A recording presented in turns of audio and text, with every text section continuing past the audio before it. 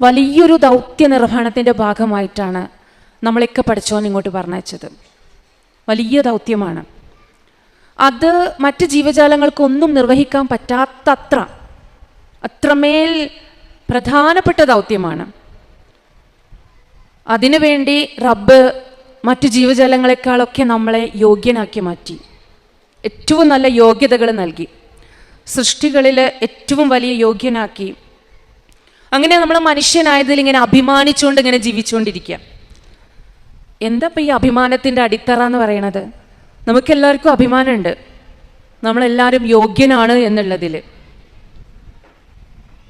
അഭിമാനത്തിൻ്റെ അടിത്തറ എന്ന് പറയുന്നത് നിലവിലുള്ള മറ്റു ജീവജാലങ്ങളിൽ നിന്നും വ്യത്യസ്തമായി എല്ലാ തരത്തിലുള്ള മൂല്യങ്ങളും നന്മകളും ഉൾക്കൊള്ളാൻ പറ്റിയ രീതിയിലാണ് മനുഷ്യനെ സൃഷ്ടിച്ചത്. നന്മകളും മൂല്യങ്ങളും ഉൾക്കൊള്ളാൻ പറ്റിയ രീതിയിലാണ് മനുഷ്യൻ്റെ സൃഷ്ടിപ്പ്.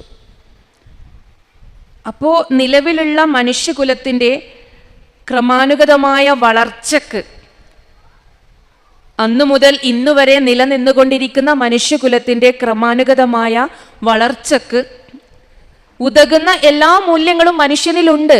വേറെ എവിടെയും നമ്മൾ തെരഞ്ഞു പോകേണ്ടതില്ല. ആ മൂല്യങ്ങൾ മനുഷ്യൻ കണ്ടുപിടിച്ചതുമാണ്.